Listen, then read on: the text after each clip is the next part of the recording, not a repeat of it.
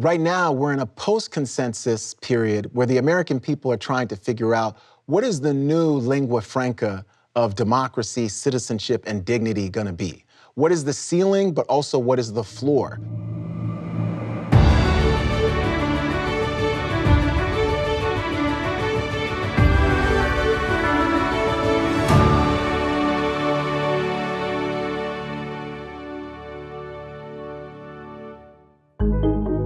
Welcome to the LBJ Presidential Library in Austin, Texas.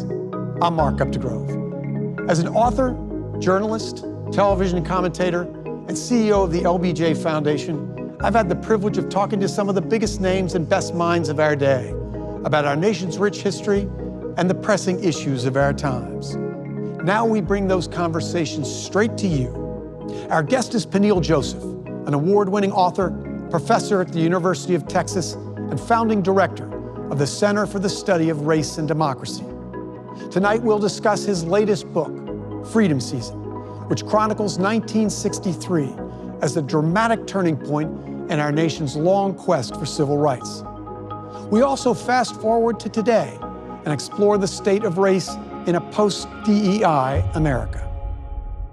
Peniel Joseph, welcome. Thanks for having me. And congratulations on Freedom Season. Thank you. So your book deals with 1963, an inflection point in our nation's long quest for civil rights. You write in Freedom Season's prologue, domestic events centered on the struggle for Black citizenship and dignity would alter the trajectory of American democracy in 1963. Why is 1963 such a pivotal year for civil rights? Well, I think it's the inflection point for the decade of the 1960s. In so many ways, we think about 1964 and 65 with the Civil Rights Act and the Voting Rights Act, but 63 is what sets it all in motion. I think, and really try to lay out a case in this book of why 63 is the most important year of the 1960s. So take us through the year, Peniel. Clearly there is the campaign in Birmingham when Martin Luther King brings the civil rights movement to Birmingham for a direct action campaign. Why Birmingham, and why is it so important?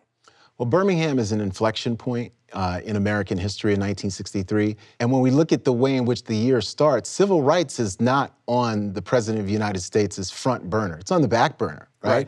People like Malcolm X and Martin Luther King Jr., they're doing activism in different cities, but they're really trying to get attention, national attention. And Birmingham becomes that inflection point. But as Freedom Season shows, before Birmingham, there was Greenwood, Mississippi, and there were other hot spots. Rochester, New York was a hot spot. So there were all these little fires, brush fires, I would call them, that were happening all around the United States, not just the South, but in places like New York and California and other places.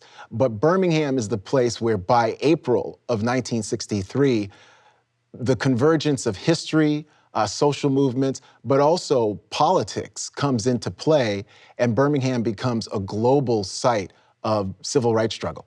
So you've got these brush fires, but Birmingham is the bonfire. What does Birmingham look like before the civil rights movement goes and takes its direction, the direct action campaign there? Well, Birmingham is a dying steel town. It's the citadel of the old Confederacy. It's a hyper-segregated city. It's a very brutally repressive city. It's a city where Black people can't go into restaurants, they can't try on clothes at department stores. They aren't employed in anything other than menial labor. Many of them live in dilapidated housing. They go to segregated, underfunded schools, and they're always victims and vulnerable to police brutality. So it's a very, very difficult city. And Martin Luther King Jr.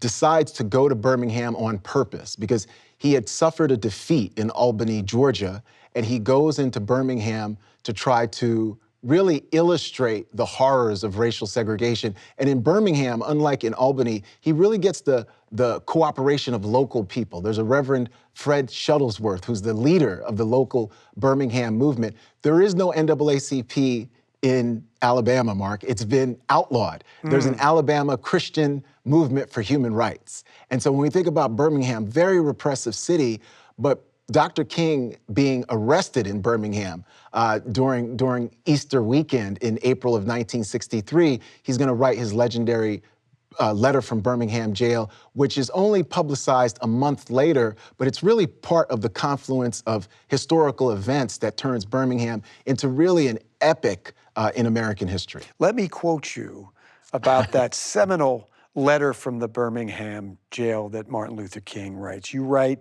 of the letter, King placed the civil rights struggle and the event in Birmingham within the grand sweep of American history and centered the battle for Black dignity and citizenship as reflecting the best and most patriotic traditions upon which the nation's ideals rest.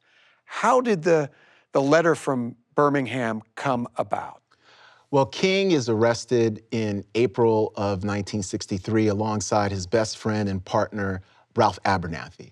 And when we think about that letter is really based on King sort of utilizing his philosophical, but his skills as a theologian to write out a theory of justice. And he writes this out on old newspapers, on toilet paper, on sandwich paper bags, and he smuggles it out to Wyatt T. Walker, who's his executive director of the Southern Christian Leadership Conference. And that letter is really brilliant. And like you said, he really places the civil rights movement in the grand sweep of American democracy. King's real genius is making an argument that what Black people and their allies are doing in the civil rights movement is in the best tradition of American democracy and American citizenship. And we're going to see Kennedy eventually is going to articulate that, and certainly Lyndon Johnson in a very, very robust way. But when we think about that letter, by the next month, that's going to be printed out by Jewish groups, different civil rights groups and nonprofits, the Anti-Defamation League. And that letter is going to be one of the founding documents of really what we might call a third American republic. If we say the second American republic is founded right after the Civil War, there's a new American republic that is founded in 1963. So you said something a moment ago about John F. Kennedy that might surprise a lot of people, that the civil rights movement was on the back burner in his administration. By 1963, John F. Kennedy is in his third and last year in the presidency. It's a transformational year for Kennedy as president in many respects. But talk about Kennedy's stance on civil rights when he takes office and how it evolves into his stance in 1963. Yeah, John F. Kennedy and Bobby Kennedy are going to be the two public figures who undergo the most profound transformation in 1963. I think what Freedom Season does, instead of pushing us towards the assassination, we really watch how that year unfolded, sometimes on a day-to-day, minute-by-minute basis. And we see John F. Kennedy has a profound transformation in 1963. When he starts out as president in 1961, he's unbelievably cautious in the realm of civil rights. He doesn't think he's going to have the votes. He wants to get his tax cut and other parts of his agenda through. He really runs for the presidency in a way because of foreign policy. Right. And he wants us to be strong. He's a pro-democracy, anti-authoritarian, anti-communist president. That's who he is. And when we think about civil rights might gum up the works for all the things he wants to do domestically and internationally. By 63, there's no other choice. And what's so interesting is we see John F. Kennedy and Robert F. Kennedy, Bobby Kennedy, wrestling with what to do. It takes Birmingham and it takes pressure for John F. Kennedy to finally do the speech. And the speech is really the monument to his civil rights legacy, and that's the June 11th, 1963 televised speech. And that's where he gives his most passionate address about civil rights, even going as far as talking about Negro, and in the parlance of the times, Negro babies dying at different rates than white babies. The heart of the question is whether all Americans are to be afforded equal rights and equal opportunities, whether we are going to treat our fellow Americans as we want to be treated. So in that speech, and some of that speech is extemporized, some of that speech is Ted Sorensen and Bobby Kennedy and JFK, but that speech is a really profound speech, and it's the best speech given by an American president on racial justice since Abraham Lincoln. So it's really a profound, profound speech. And it's going to open up the historical context for Lyndon Johnson, who's going to become even more vociferous and in some ways even more eloquent, right? But that speech is very, very, very important. And it's really the tides of history that forced JFK into, you know, he says it best: those who do nothing invite shame as well as violence. Those who act boldly recognize right as well as reality. It's really, and the chapter is, it's Kennedy's finest moment as president. You mentioned that part of this speech is extemporaneous, Peniel. And there's a reason for that, because he decides to do the speech very suddenly on June 11th, as the governor of Alabama, George Wallace, is standing in the schoolhouse door symbolically at the University of Alabama, preventing its integration despite a Supreme Court ruling saying that there must be desegregation on the campus. Why does Kennedy decide to do the speech that day, and what are the forces that lead him to address the American public on television that evening? Well, he'd been thinking about doing that speech really for the last couple of weeks, and it's really the stand at the schoolhouse door and the fact that it becomes a peaceful resolution. It allows him a context away from that crisis, even though there are ongoing crises happening, to take the lead. So Jack Kennedy really uses the crisis. And a few days before that speech, he gives a tremendous speech in Honolulu on June 9th to a conference of mayors. And he's touring all these military bases in Honolulu and the West Coast. And then June 10th, of course, he gives a bravura speech at American University, which is one of the best speeches in American history about peace and nuclear non-proliferation, and really having a human rights agenda for the United States. So what I argue, coupled with the June 11th speech, really those 3 days in the Kennedy presidency are the heart of his presidency. We tend to look at civil rights and give all the credit to Martin Luther King, and of course he shepherded an enormous burden. But there are so many other players who have outsized influence at that time too, and you write about 2 of them in the book, Malcolm X and James Baldwin. Talk about the roles that they played in 1963 and beyond. Well, James Baldwin is really the beating heart of the civil rights movement in 1963. I would say even more than Dr. King, and that's hard to believe. When we think about Jimmy Baldwin, there's an essay in the New Yorker that he writes that's published in November of 1962 called Letter from a Region in My Mind. Longest essay that the New Yorker had ever published. And it's about race relations, racial justice, but that comes out as the book, The Fire Next Time, the long essay in The Fire Next Time in 1963. Baldwin becomes a popular figure. He becomes a public intellectual, a celebrity who both conservatives and intellectuals are debating, agreeing with, disagreeing with, but you have to go through Baldwin. He's interviewed in Mademoiselle magazine. He's on the cover of Time magazine. When we say Jimmy Baldwin in 1963 was a big deal, it's extraordinary. He meets up with Bobby Kennedy on May 24th, 1963, to give Bobby Kennedy an illustration of how Black people are feeling about the civil rights movement and the government's role in there. And it's very contentious. It's a very contentious 3-hour meeting. Bobby is telling them all the great things that the administration is doing on their behalf. And Baldwin and a young civil rights activist named Jerome Smith, they're not having it. They're saying whatever you're doing is not enough, and people are dying in the streets of Mississippi, New York. There's discrimination. And they also push Kennedy by saying, if Black people can fight in the military on behalf of the country, why are they being abused and segregated and humiliated and not having their citizenship rights? But when we think about Baldwin, Baldwin's friends with Medgar Evers, he's friends with Malcolm X, he's friends with Martin Luther King Jr.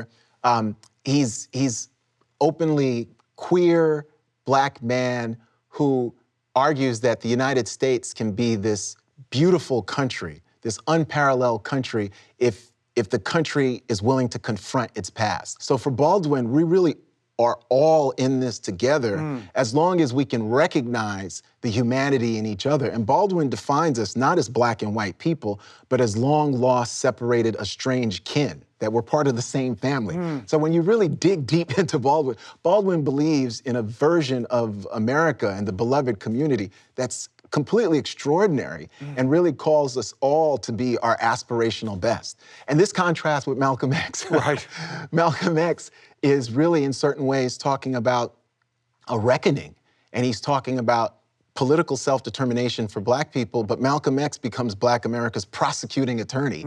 If Dr. King is the defense attorney defending black and white people to each other and black and white humanity to each other, Malcolm X is doing something completely different. He's the prosecutor saying that there's been a list of crimes that have been done against black people, and this year is the time for reckoning.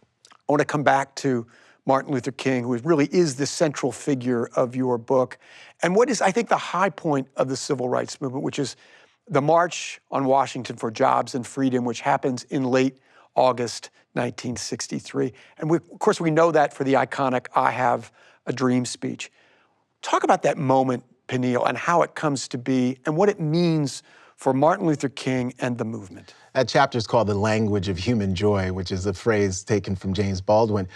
King's high point in so many ways is the March on Washington, because that march really grows out of the preceding months in that year. It really is the apex of the kind of demonstrations that are happening in Birmingham, but there's peaceful demonstrations happening with white and Hispanic and other allies all across the United States. And King's speech is the first time that Bobby Kennedy and Jack Kennedy actually hear him give a speech.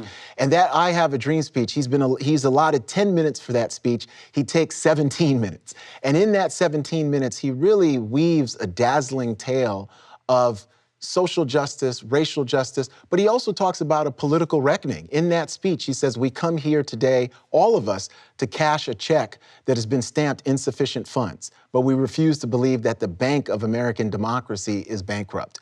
But also in that speech, he says we're gonna have to struggle together, go to jail together, protest together, but we can build that beloved community, right? And in that speech, he talks about a dream that he has. And the dream is a dream of multiracial democracy, right? And he says it's a dream where the sons and daughters of those who enslaved people, as well as the sons and daughters of those who were enslaved, will come together at the table of brotherhood. And this is really important, Mark, because James Baldwin always talked about a welcome table. And King establishes the United States as this welcome table of multiracial democracy. And it's an extraordinary speech. John Kennedy is very, very much moved by that speech. RFK says it's a hell of a speech. So many different people understand that they're feeling a religious or spiritual effect in that speech. It's the closest most Americans will ever come to attending a mass civil rights meeting. August 28th, 1963. It's a really extraordinary moment in American history. Where are we at the end of freedom season, the end of 1963, and how does it set the stage for what comes next? Well, it's really bittersweet, because what we see by the end of 1963 is that there's progress that has been made, but 2 steps forward, 1 step back. The highlight of the year in certain ways is the March on Washington, but then the 16th Street Baptist Church bombing happens. And 4 black girls between 11 and 13 are killed in Birmingham, Alabama. There's 2 black boys who are also killed that same day, so 6. James Baldwin becomes really a man on fire in the aftermath of Birmingham and tries to lead a Christmas boycott. He leads massive protests in Foley Square in New York. And then, of course, on November 22nd, 1963, the assassination happens. And what's so interesting about the JFK assassination is that year, alongside of all these freedom marches and demonstrations, there's really a very, very conservative movement that is reflected in the John Birch Society, that's reflected in the National Review, and people like William F. Buckley, the intellectual Norman Podhoretz, but also political figures like Barry Goldwater and George Wallace and Strom Thurmond. So really, by the end of the year, when we look at the JFK assassination, there's something very, very bittersweet that happens, where many people feel after Kennedy's assassination that Kennedy was assassinated because of his support for the civil rights movement, including black people. People look upon Kennedy as almost a kind of religious figure, a religious martyr. So even though there are other martyrs that year, including the 4 little girls and Medgar Evers, Kennedy encapsulates sort of the agony of that year, but there's also hope in Kennedy's assassination because so many people feel that the president's death should not be in vain. And Lyndon Johnson steps up, joint address to Congress, and says that the president's assassination is not going to be in vain. And now the ideas and the ideals which he so nobly represented must and will be translated into effective action. But when you listen to now President Johnson's speech, he talks about the hate and the resentment that's in the air that led to President Kennedy's death, and says he vows to steer the country in a different direction, and that means supporting civil rights. So you're talking about two presidents, JFK and LBJ, who, in your words, step up to the cause of civil rights. It might take John F. Kennedy a while, but by 1963, he's really hit his stride in the presidency and, again, elevates the cause. We're in a very different period today, Peniel. If 1963 is freedom season, what is 2025 at a time when we have a president taking aim at what he calls wokeism and trying to dismantle DEI across government and in other sectors of American society? Well, I'd say we're definitely in a season of backlash. We're in a season of regression. We're in a season really of forgetting the lessons that we learned during 1963. So it's really a different season. And in certain ways, we're in a season of reimagining the language that we all used in 1963. What's so extraordinary about that year is that we had a common language, even those of us who disagreed. William F. Buckley and James Baldwin vehemently disagreed. Buckley calls Baldwin an eloquent menace. But they still, 2 years later, are on stage with each other in Cambridge, England, having a vigorous but civil debate with each other. I'd say we're in a season where we couldn't imagine those kind of debates because we're not speaking the same language of democracy and citizenship and dignity. So put today in context with our history. There are clearly ebbs and flows as it relates to racial consciousness and justice. We saw a flow in freedom season. We're seeing an ebb today. Put that in the context of our history, how we swing from one side to the other, and how would you contextualize what's happening today? Right now, we're in a post-consensus period where the American people are trying to figure out what is the new lingua franca of democracy, citizenship, and dignity gonna be? What is the ceiling, but also what is the floor? What are we willing to accept the government do on our behalf? What do we want to do for ourselves? What behaviors are we willing to say are acceptable and what are not acceptable? All those things connect with social justice, with issues of equality and citizenship and dignity. And all those things are easier to measure when there's a broad-based consensus. So what's interesting about 63 is that 63 introduces the consensus that both Lyndon Johnson, Richard Nixon, Ronald Reagan, Jimmy Carter, Gerald Ford, George Herbert Walker Bush, Bill Clinton, Barack Obama, George W. Bush are all going to be a part of. Those are very different political leaders, but they all share a specific consensus about what citizenship and dignity mean, even though people might disagree with what their actions were. Post Barack Obama, we're in a post-consensus America. And until we achieve a new consensus, we're not going to be able to disagree with each other in good faith to have the kind of compromise that's necessary for progress. So what is the lesson that we can learn from 1963 that leads us to believe that progressivism is still possible in America? Well, I think 63 is a great example of the United States coming together after it comes close to falling apart. So what was extraordinary about even doing the research here was to see the difficulties and the challenges that people face, but also the extraordinary resilience that people had and the way in which people from different backgrounds, different races, different religions, different ideological and political perspectives, they all came together to tackle big issues. They didn't always agree, but they really came together in good faith because they wanted things to get better and they really believed in the country. I think some of that hope and optimism was coming out of the Second World War, some of the resilience was coming out of the Great Depression. So all of this came together where people really valued the idea of America. They valued what America meant to the world. And in doing so, they came together and they did extraordinarily courageous things. Not just Dr. King and some of the famous people we know, but we're talking about sharecroppers and housewives. We're talking about people who had very little education at times. We're talking about people at times who were wealthy and celebrities. They all came together because they believed in this idea of America, and they believed in Baldwin's idea of finally achieving our country and ending what he called a racial nightmare. The book is Freedom Season. Our guest is Peniel Joseph. Peniel, thank you so much for being with us. Thank you for having me, Mark.